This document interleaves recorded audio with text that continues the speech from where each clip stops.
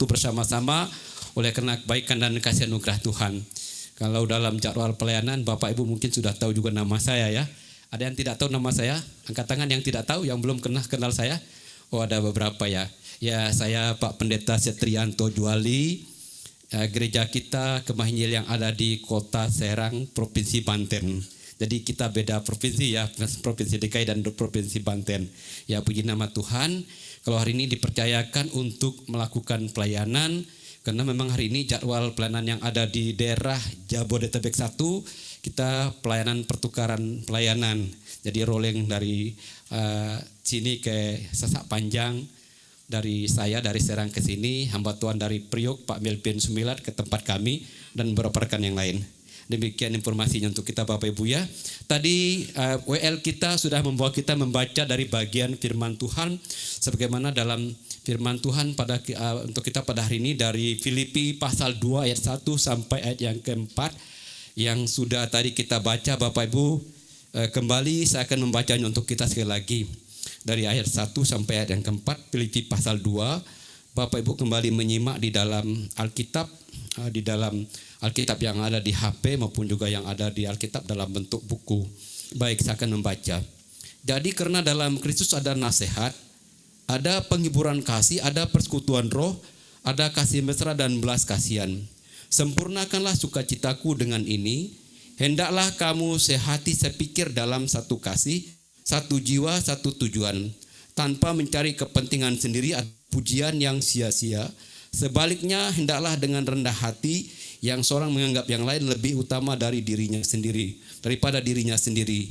Janganlah tiap-tiap orang hanya memperhatikan kepentingannya sendiri, tapi kepentingan orang. Ya. Mungkin kalau Bapak Ibu mengikuti pembacaan ada sedikit perbedaan, karena saya memakai Alkitab edisi kedua, terjemahan yang kedua yang baru ya, dari Lembaga Alkitab Indonesia.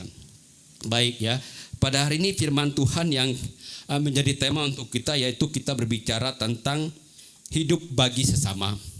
Itu yang akan kita bahas bersama-sama dari kitab Filipi pasal yang kedua ayat 1 sampai dengan ayat yang keempat. Ya, coba tampilkan hidup bagi sesama, itu tema untuk kita pada hari ini dari pelayanan yang sedang kita jalani bersama-sama. Ya, hidup bagi sesama Bapak Ibu kekasih dalam Yesus. Naik lanjut ya. Kita mau melihat dalam pendahuluan dari bagian firman Tuhan ini, ketika kita berbicara pengertian hidup bagi sesama menurut Kamus Besar Bahasa Indonesia. Ya, kita akan baca bersama-sama Bapak Ibu 1 sampai 4 ya. 1 2 3. Mengutamakan ya, Bapak Ibu bersama saya ya. Kita membaca bersama-sama dari 1 sampai 4. 1 2 3.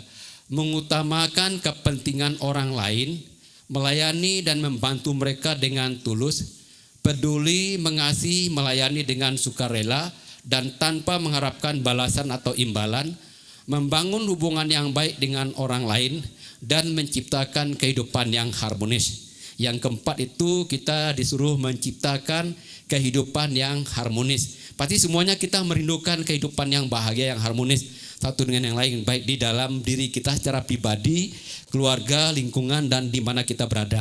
Next. Oke, lanjut lagi. Ya, kita melihat dari pengajaran Rasul Paulus, teologi dari Filipi pasal 2 1 sampai 4, kita dibatasi sampai pasal 4 ya, tapi sebenarnya sampai ayat yang keempat, tapi ayat 11 juga masuk di sana. Dari hidup bagi sesama ada 4 unsur yang saya selidiki di sana Bapak Ibu. Yang pertama itu 4 nasihat itu dari Yesus. Kemudian 4 prinsip untuk mencapai tujuan Kristus dalam hidup sehari-hari. Paulus mengajarkan jemaat di Filipi ini ada 4 nasihat, 4 prinsip dalam tujuan hidup, tujuan mencapai tujuan hidup Kristus, dalam tujuan Kristus dalam hidup kita sehari-hari. Apa sih 4 nasihat itu? Yang pertama kita lihat, next, bagian 1. Oke, Bapak Ibu ya, kita lihat ya, kita baca bersama-sama 1 2 3. 4 unsur untuk mencapai tujuan Kristus yang tertinggi bagi hidup sesama. Di ayat yang pertama itu 4 unsur untuk mencapai kehidupan Kristus ya, tujuan kehidupan Kristus yang tertinggi bagi hidup yang pertama. Kita mau melihat yang pertama, next lanjut. Ya, yang pertama Bapak Ibu, baik kita baca bersama poin 1. 1 2 3. Dalam Kristus ada nasihat. Ini pedoman agung Injil hukum kerajaan Allah, ada dorongan, ada daya tarik, pengobaran semangat, dan kenyamanan.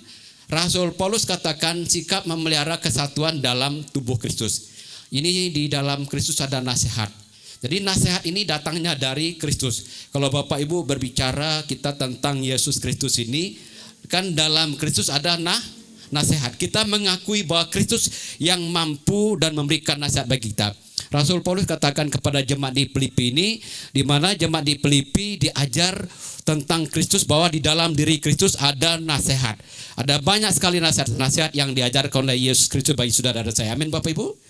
Ya, nasihat ini yang berbicara tentang pedoman dalam pekabaran Injil, hukum kerajaan Allah, ada dorongan dari Kristus, ada daya tarik dari Kristus, pengobaran semangat, dan kenyamanan. Jadi itu yang dibicarakan di sana. Kemudian Rasul Paulus menekankan di mana supaya setiap kita ini memelihara kesatuan tubuh Kristus. Saudara dan saya diminta untuk memelihara kesatuan tubuh Kristus. Amin Bapak Ibu. Ya, jadi dalam hal ini kita bersatu di dalam tubuh Kristus. Kemudian bagian kedua di ayat bagian pertama ini, dalam Kristus ada penghiburan kasih. Penghiburan kasih, kita butuh kasih, kita butuh penghiburan. Kasih adalah dasar bagi kehidupan kita sebagai orang yang percaya. Dua hukum yang kita pahami dalam Matius pasal 22 ayat 22 sampai 37. Ada Bapak Ibu yang tahu menghafal hukum kasih itu? Hukum yang pertama, kasihilah Tuhan Allahmu. Hukum yang kedua, kasihilah sesamamu manusia seperti dirimu sendiri. Jadi kita disuruh mengasihi Tuhan terlebih dahulu, kemudian kita mengasihi sesama. Hubungan vertikal dan horizontal. Jadi Bapak Ibu kekasih, orang Kristen, kehidupan saudara dan saya harus hidup berakar dan berbuah di dalam kasih. Mari kita lestarikan, kita lakukan dengan lebih baik supaya kasih di dalam kita ini berakar dan berbuah di dalam diri kita masing-masing. Amin Bapak Ibu. Implementasikan di dalam kehidupan kita setiap hari. Ya, ini mengajarkan, Yesus mengajarkan dan memerintahkan supaya kita hidup ini di dalam kasih. Kasih agape kan yang Tuhan berikan bagi kita. Kasih yang tanpa syarat. Naik. Oke, lanjut Bang. Oke. Ya, yang ketiga, dalam Kristus ada persekutuan roh. Jadi saudara dan saya, persekutuan kita dengan Roh Kudus ini penting juga ya.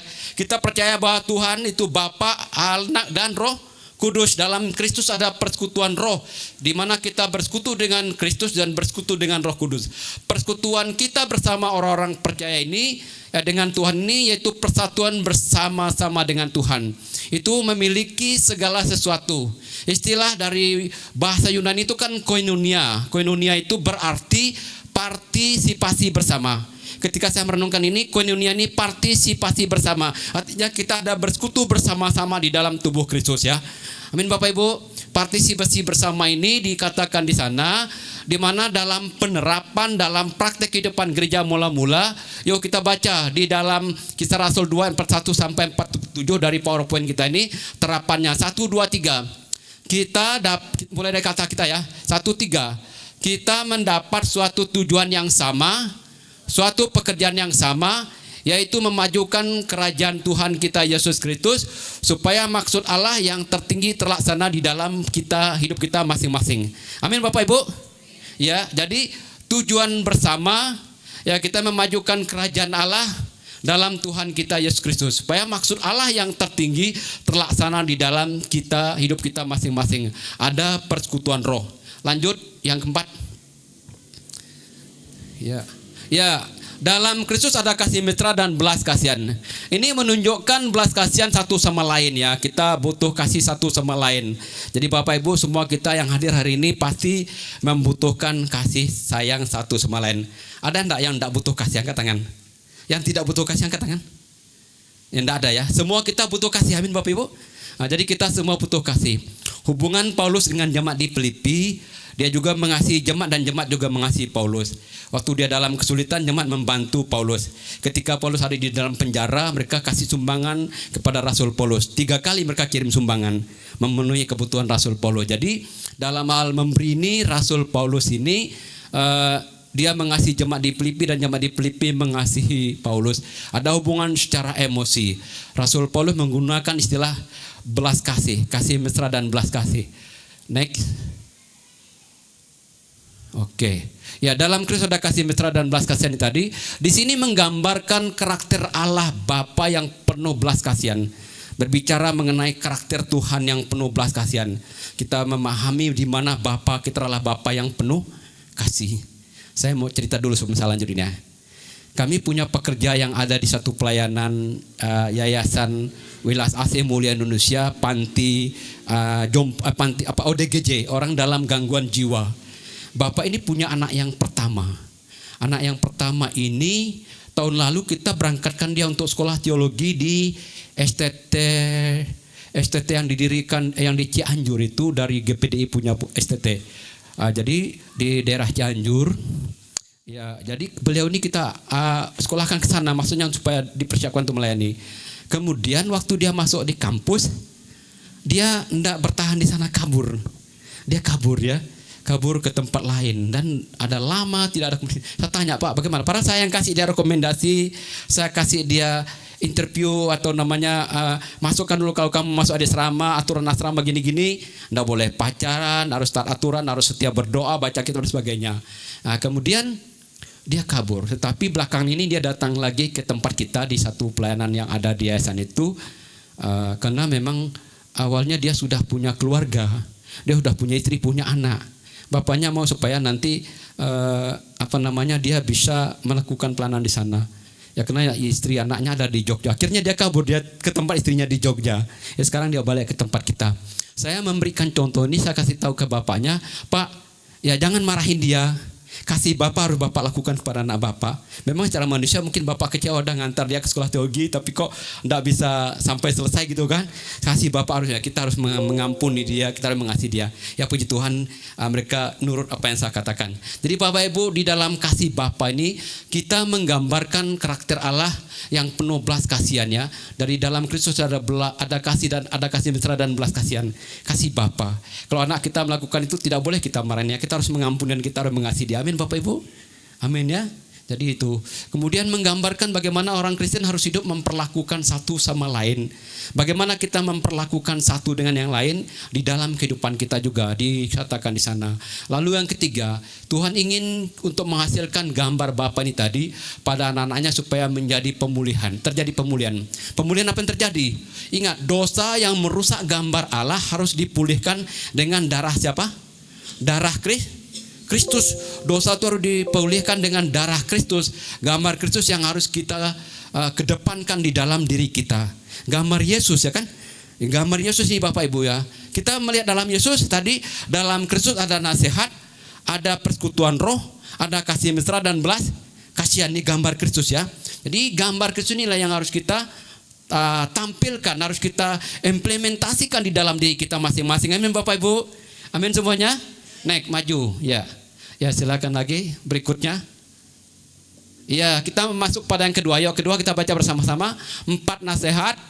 Ya, kita Bapak Ibu baca bersama saya. 1, 3. 4 nasihat petunjuk hidup bagi sesama. Ya, lanjut.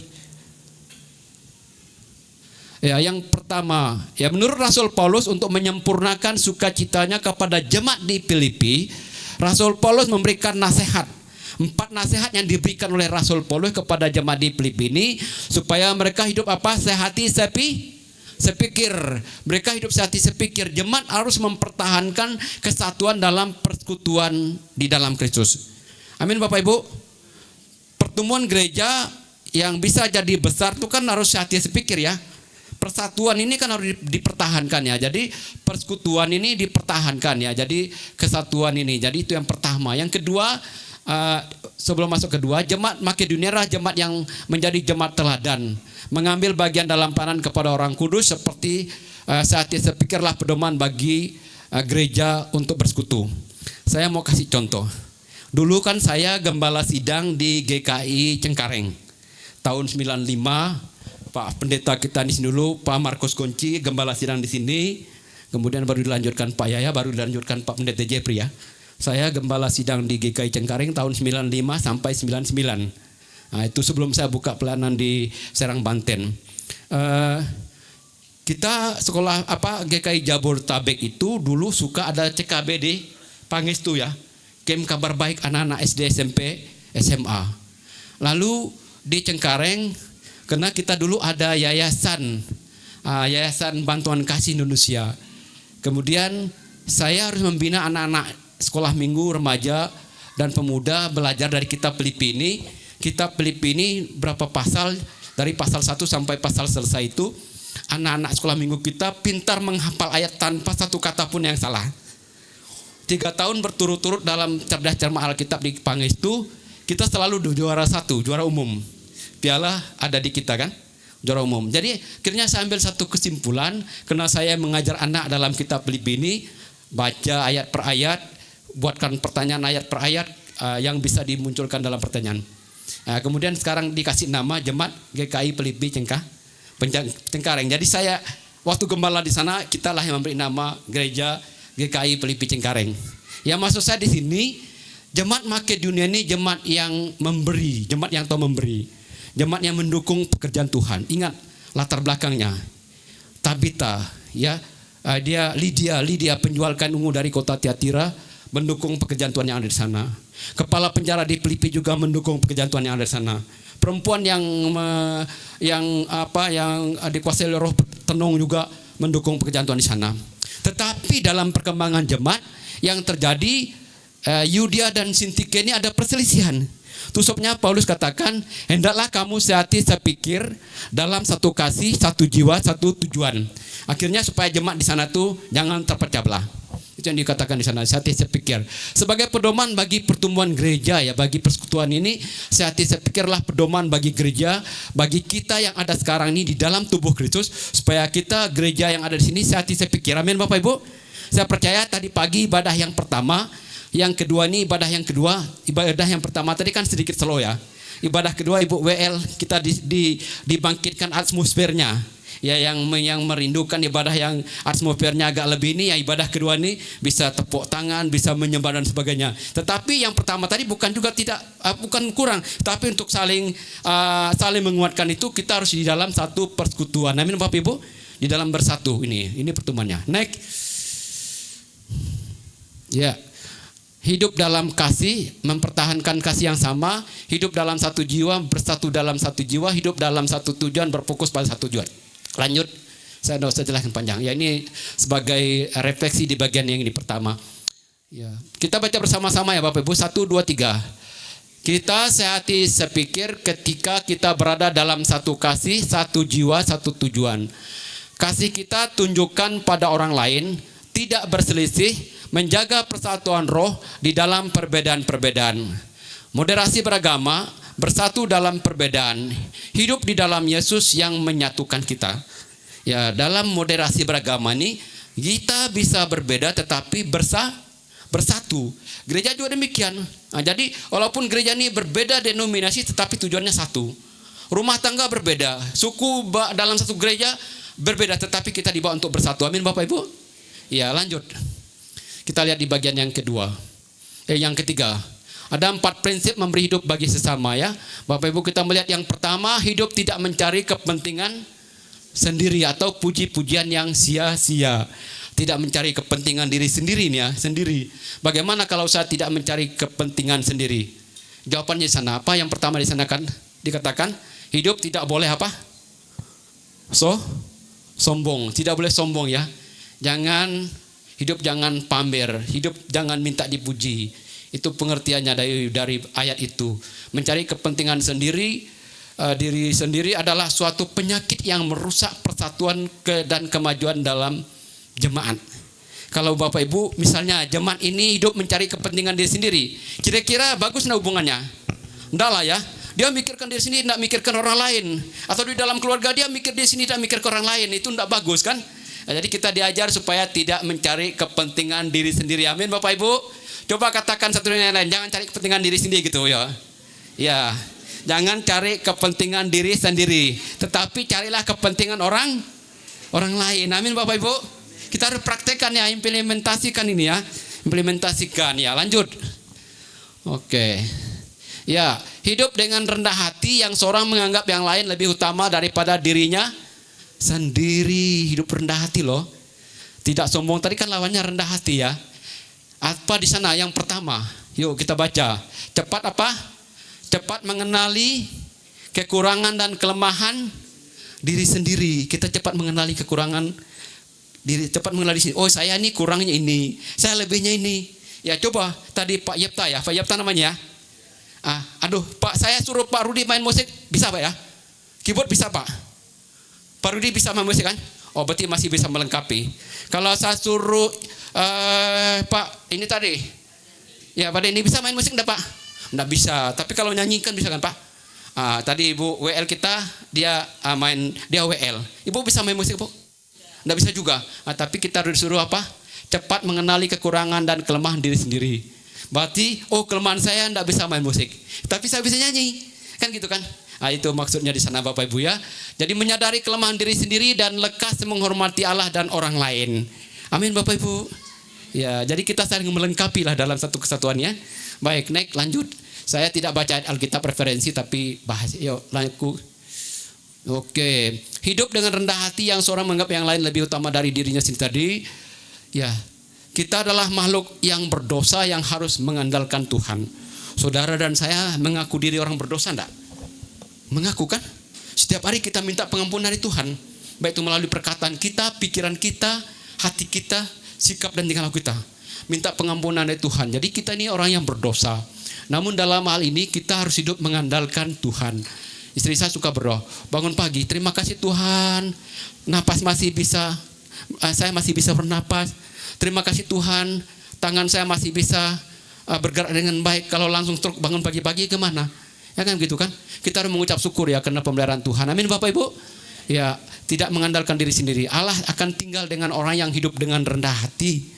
Orang yang hidup dengan rendah hati, Tuhan akan pakai dia, Tuhan akan tinggal dalam dirinya. Amin Bapak Ibu. Ya, jadi Tuhan akan pakai kita semua. Nah, kemudian kita harus rendah hati terhadap orang lain juga, ini penting ya. Next lanjut. Oke. Berikut ya, hidup tidak memperhatikan kepentingannya sendiri, mengutamakan kepentingan orang lain dan tidak hanya memikirkan dirinya sendiri. Contoh dari Filipi pasal 2 ayat 1 sampai 11, Yesus mengorbankan dirinya sendiri dan menyelamatkan kita manusia yang berdosa ini.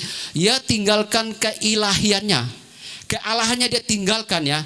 Dalam rupa Allah dia tidak menganggap dirinya sebagai dalam keadaan manusia dia tidak meninggalkan kealahnya.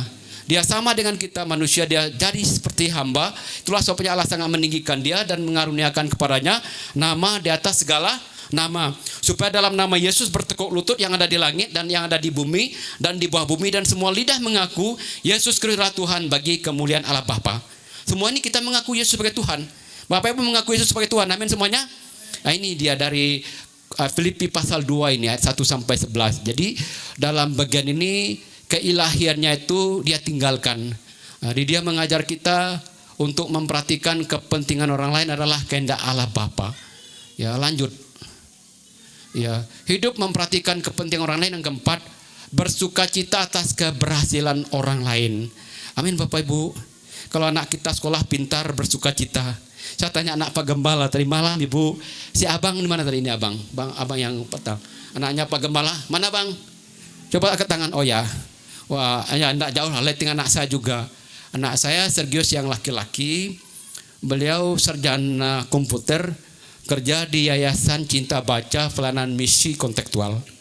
Ya, kemudian anak Pak Gembala di sini ya sarjana juga, tetapi dia bagian dari akreditasi. Kan lebih bagus kan, dia bisa pergi kemana-mana dilengkapi fasilitas, naik pesawat dan juga nginap di hotel dan sebagainya. Anak saya juga begitu, tetapi mungkin dalam hal salary lebih bagus anak Pak Gembala di sini misalnya. Anak saya kadang-kadang mamanya harus kasih dia pulang ke rumah dikasih bawa beras begitu. Karena saking sayangnya orang tua ke anak ya, kasih beras, kasih apalah, kasih duit lagi juga, padahal dia punya gaji sendiri ya. Ya, maksud saya di sini bersukacita atas keberhasilan orang lain ini kan penting ya. Amin Bapak Ibu. Tidak boleh kita iri hati kepada orang lain. Amin Bapak Ibu. Ya, anak Tuhan yang diberikan keberhasilan kita harus dukung di dalam doa. Amin. Entahkah dia jadi pejabat, entahkah dia jadi pegawai apa, perusahaan apa, kita harus bersukacita sehingga kita doakan dia bisa mendukung pekerjaan Tuhan. Amin. Ya, pelayanan pekerjaan Tuhan di sini.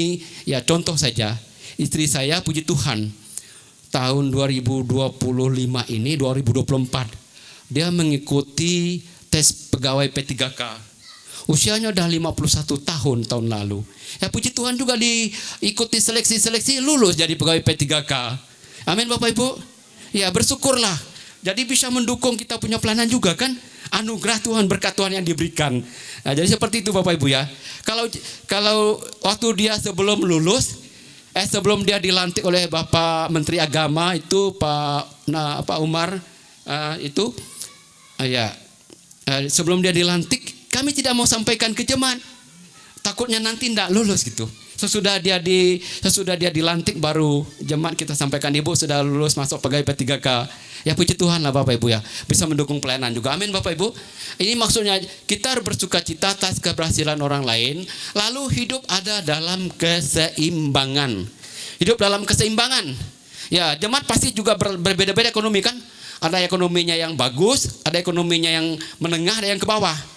Kita gembala sidang juga menghadapi itu. Ibu gembala gimana Ibu? Saya sebagai gembala nih Bu ya. Sebagai gembala udah 30 tahun lebih di Jasum ini. Melihat ekonomi jemaat juga yang kita layani, ada yang tinggi misalnya. Ada yang menengah, ada yang ke bawah. Kalau yang ke bawah itu kita kalau datang ya berarti harus berkorban. Kadang kasih mereka beras, kadang kasih mereka nyalami mereka, kadang kasih mereka apa gitu. Itu yang menengah, yang bawah kan. Kalau yang menengah masih bisa ini juga. Sebaliknya juga jemaat juga ada yang bisa memberikan buat gembala. Jadi supaya ada terjadi keseimbangan. Bertolong-tolonganlah menanggung bebanmu. Ambil Bapak Ibu. Ya karena itu pengajaran firman Tuhan ketika kita memenuhi hukum Kristus. Kemudian mengasihi sesama seperti diri sendiri. Gimana kita mengasihi sesama itu seperti kita mengasihi diri kita sendiri. Tidak ada kita yang membenci diri sendiri ya. Ada yang membenci diri sendiri? Ada? Membenci diri. Aduh kenapa saya dilahirkan hidung pesek? Ada yang benci enggak gitu? Contohnya ya. Jadi kenapa saya dilahirkan hidung mancung? Kenapa saya dilahirkan rambut saya lurus? Kenapa saya dilahirkan rambut saya keriting? Misalnya apa ya? Kenapa saya dilahirkan kulit saya putih? Kenapa saya dilahirkan kulit saya hitam? Misalnya itu. Tetapi kita mengasihi diri sendiri. Amin Bapak Ibu. Ya itu yang Tuhan ciptakan dengan bervariasi. Amin ya Bu Bapak Ibu ya. Nah ini Tuhan ajarkan kepada kita. Mengasihi sesama seperti diri sendiri. Ya ucapkan satu dengan nenek ini. Silakan. Mengasihi sesama seperti diri sendiri. Kalau dapat suaminya yang ganteng bersyukur kan. Kalau suaminya tidak ganteng juga harus bersyukur. Ya kan gitu kan. Kalau istrinya cantik juga bersyukur. Kalau tidak cantik juga bersyukur kan gitu. Ya haleluya. Terus lanjut dikit lagi. Ya ini refleksinya. Ya kita baca dulu di bagian refleksi 1:3. Yesus adalah teladan bagi kita dalam menerapkan firman Tuhan, memberi hidup bagi sesama. Dia mengorbankan nyawanya. Dia menunjukkan kasih, belas kasihan dan pengorbanan dirinya. Untuk melayani orang lain, melayani dengan kerendahan hati, menyembuhkan orang sakit, memberi makan orang lapar, mengampuni orang berdosa. Lanjut. Iya, di sini contohnya orang Samaria yang murah hati. Bapak Ibu kita tahu semua.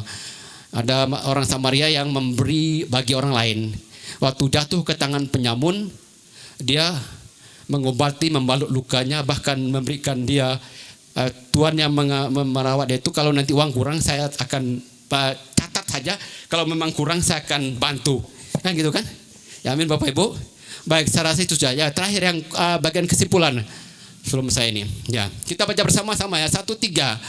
Untuk mencapai tujuan yang tertinggi, hidup bagi sesama kita, hidup berpedomankan hidup di dalam Kristus, melaksanakan prinsip koinonia, ada partisipasi bersama.